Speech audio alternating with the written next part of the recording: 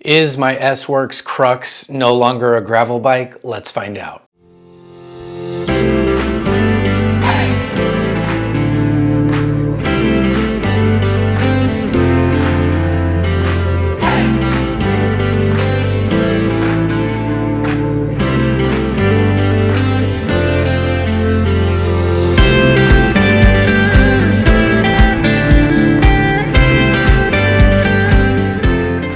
I took the Crux and it's gone through a lot of changes. It started out as the original gravel bike with all the stock parts, and then over time I started modifying it. Today is probably the most extreme modifications ever, with some very notable changes on the bike. The bike, which I have been riding for a while, originally comes as a 1-by, and that's how most people ride it. Although it took me a long time to decide if I actually wanted to convert it to a 2-by.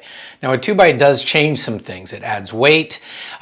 There's more that can go wrong on the drivetrain. I ended up making the decision to go with a 2-by with a 4633 and a front derailleur, as well as a power meter. Now that front derailleur could be the limiting factor in a lot of things, because mainly, number one, it does limit the clearance on the types of tires you can use, and it doesn't really allow for mud to clear at that same time.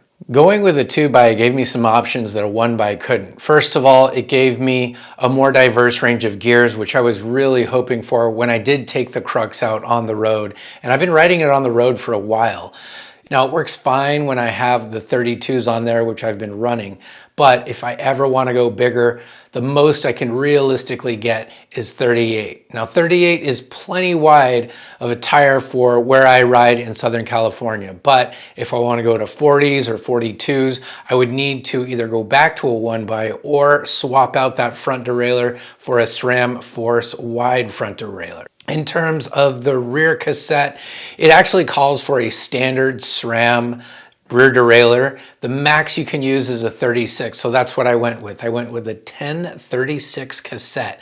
I found that this was a little bit better for me than a 1044 because I found that the jumps in between gears weren't so extreme, and I was actually shifting less. I spend the majority of the time in the big ring, but if I'm on a fast group ride, I'm pretty much in the 10 or 11 most of the time, and I figure that's plenty, even with that 46 up front, to keep up and not spin out. I find when the road gets really steep, in excess of anything above 15%, that rear derailleur really comes in handy with the 36 on the cassette and the 33 in the front. It can pretty much get up anything unless I'm having to walk it up some very steep hills. The other noticeable change is I went and switched out the Hunts with the new Roval Rapide CLX II wheels. They are a dedicated road wheel, but you can run them as tubeless, so that's exactly what I did. The wheel set comes in at about 1,500 grams, which is very light for a deep wheel set. It's been used on the world tour for years. It fits on the Crux like anything. In fact, most people, when I run the wheels, don't even notice that it's a gravel bike. Most people think it's an Athos, and for the most part it is, except when you have the tires on there, you can really notice the differences. The CLX2s come in at 51 millimeters of depth for the front wheel, and it's just a touch wider than the rear wheel, which is deeper at 60 millimeters, but a tiny bit thinner. Though these wheels are fast, make no mistake about it. These go bombing down hills. They keep up on any group rides. They do accelerate, and once you get moving, it feels just like you're on a road bike. Now with the tire choice, I went with the new S-Works Mondo tires. These are considered their endurance tires.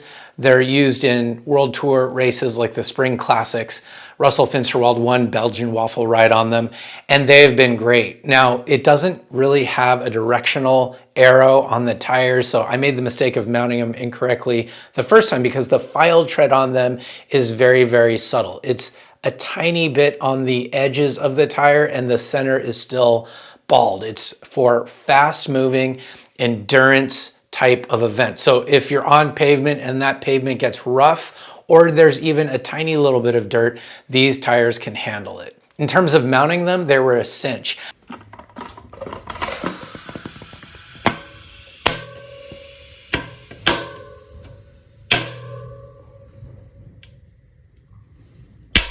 I I barely had to use my tire levers at all. I just used my thumbs, albeit they were sore.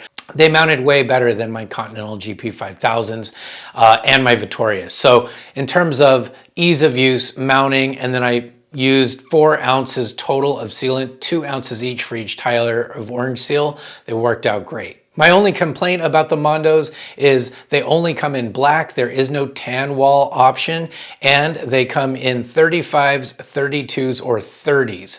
So that is a very specific tire for the type of riding that you're doing. Now, I do notice when I mount them on the Crux, they tend to look a little bit funny with the amount of clearance they have over the fork and the amount of clearance they have in the rear. Yet time and time again, when I would be on the group rides, most people wouldn't even notice that this bike was a gravel bike. Most people thought it was a definite road bike until I actually told them, hey, I brought my gravel bike today, and they would have to take a really close look and see the difference. So how does this new 2x Crux with deep dish wheels actually ride? In a word, fast. This thing is just like any road bike. Now, the geometry is slightly different. It's not exactly as an Athos, so I am noticing it is not as aggressive. I do get in the drops or get low in the hoods when I'm going really fast, but none of those guys on their road bikes can turn onto the dirt like I can if I choose. Now, I wouldn't recommend using the dirt with this setup and these wheels and pedals, but I do realize the versatility that is optioned in there. Now, I do have now 3 sets of wheels and 2 sets of pedals, and I have the same size cassette for everything, so it's very easy for me to swap in and out. With the pedals, these are the Shimano Dura-Ace pedals. They are the tried and true pedals that I've been using now for years. And then when I want to get on the dirt, I use the Shimano XTR pedals. In terms of the wheels, this has been my go-to wheels lately because I've been riding on the pavement, but I have taken it on some dirt and it's been no problem whatsoever. As I've been riding the bike more and more, I am noticing that there are some things I'm probably going to swap out. First of all is actually a bit of a small detail, but it's a big annoyance to me. It's the Wahoo mount that I have, the stock mount, the Roval mount that comes with the one-piece cockpit that I have is starting to come loose no matter how much I tighten it. So I might go with a different option. I've heard this complaint before from other cyclists as well. The other thing I'm noticing is I'm slightly changing my bike position. You can notice the white tape on the seat post. I am gradually raising my saddle when it comes to millimeters. In terms of weight, you wouldn't think with a 2x and deep wheels, tubeless, with these new 32s and a front derailleur compared to my old one would add a ton of weight, but you know what? It actually doesn't add that much weight. I took it to the local bike shop and it comes in pretty light. There, what do you think? What's your prediction?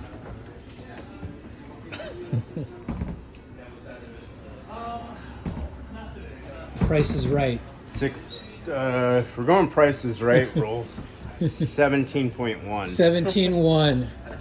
Answer is 16.14.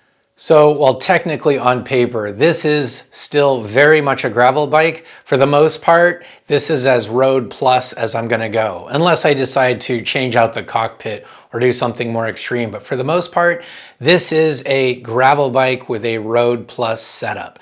Now, does that change things in terms of the amount of bikes I have? Well, I only have this bike, but I feel like the Crux is the most versatile bike out there. Now, I don't do bike packing, and this is not the bike for that. And I don't race crits anymore, and I wouldn't say that this bike is for that either. But for 99% of the riding I do, this bike fits the bill.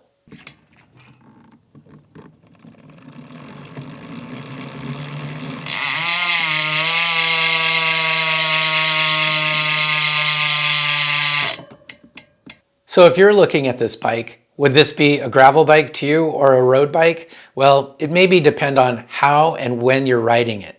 If I'm riding this early in the morning on a group ride, of course, no one's going to take a second glance. But if I'm meeting up with some of the gravel folks and we're on dirt, then of course it's going to be a gravel bike, albeit with very skinny tires. Let me know what type of setup that you have. I know the trend for a lot of bikes is going minimal instead of N plus one plus one plus one. So let us know what your setup is in the comments, and let us know what kind of bike you ride for both road and gravel. And until next time, this is Brian saying stay Veloworthy.